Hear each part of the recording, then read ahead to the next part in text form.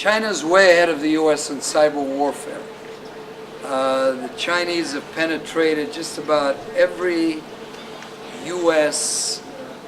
department that they want to, whether it's Defense Department, Pentagon, you name it. And that was made graphically clear when the Chinese shut down the surveillance plane that the U.S. had over Hainan Island a few years ago. And the U.S., even the U.S. own independent security consultants that are brought in from other countries that I won't mention, penetrate every U.S. cyber system. The U.S. cyber system is the weakest of the major powers because, according to recent studies, it is not hip for U.S. citizens who happen to be the smartest technologically in the cyber business to work for the government. So the smartest people in the business don't want to go work for their government because of the way they feel about the government. So you wind up getting people working in the government, running all these systems that are not as technologically savvy as the enemy. Because when you're dealing with any warfare, including cyber warfare, you're dealing with enemy. And the Chinese, especially with that population, with a lot of their cyber engineers educated at MIT and all the universities here, happy to go back and work for their government, yeah, there's a problem. And it's got to be addressed. But that is one of many issues as to, the topic. Why does China, and if China wanted to exploit all that, which it hasn't, it just likes to tease the U.S. now and then and remind it, you really want to go here? You want us to bring down this system? You want us to dump the dollars? That's not what we're about. So don't badmouth us so much. Don't put us in a corner because you push someone in a corner. Guess what? They're going to come out biting you. And that is why I said earlier I was delighted to see this presidential election. The Chinese were not scapegoated the way they traditionally have been. But I heard, I think, literally in today's news that they obtained the Barack Obama administration's game plan. Well, I didn't hear that, but it wouldn't surprise me. They, what else is new? Everybody but Americans know what America is doing. I can tell you other governments that have access to that information before the American public does. Because the systems here are vulnerable.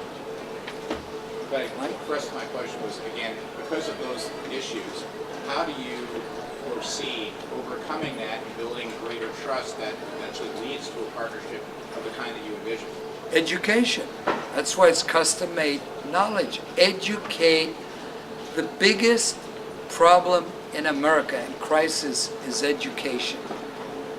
I mean, go back to, the Cold War. America encouraged people to become engineers, to compete with Russia and Sputnik and everything else. Learn Russian. It's education. America has the ability and was and can become again the smartest country in the world. It still is, notwithstanding a lot of its faults because of the creativity of the American mind. But unfortunately, technologically, being an engineer, being a language student, it's not been cool the last 20, 30 years. And the government has not put the resources behind those causes to make it appealing to students. Make it appealing, get Americans there, which America can do very fast. All it has to do is decide, bingo, we're going to allocate X billions of dollars. Students go into engineering, this, that, whatever these cyber areas are, because I'm not a cyber tech geek, and I'm the first to admit it.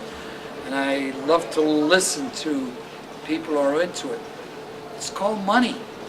Spend the resources there instead of spending and wasting all the money on stupid wars that, I mean, for example, America goes to war in Iraq.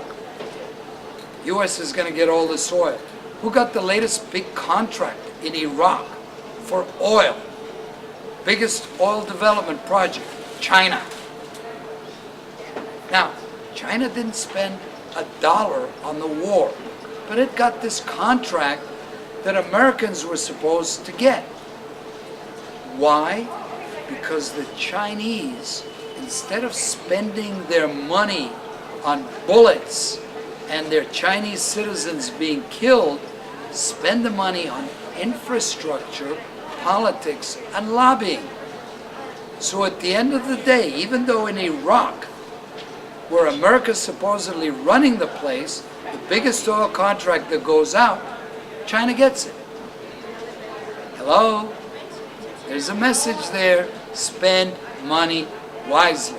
Whether it's cyberspace, oil, don't waste it on bullets and nonsense that gets you nothing in return except animosity.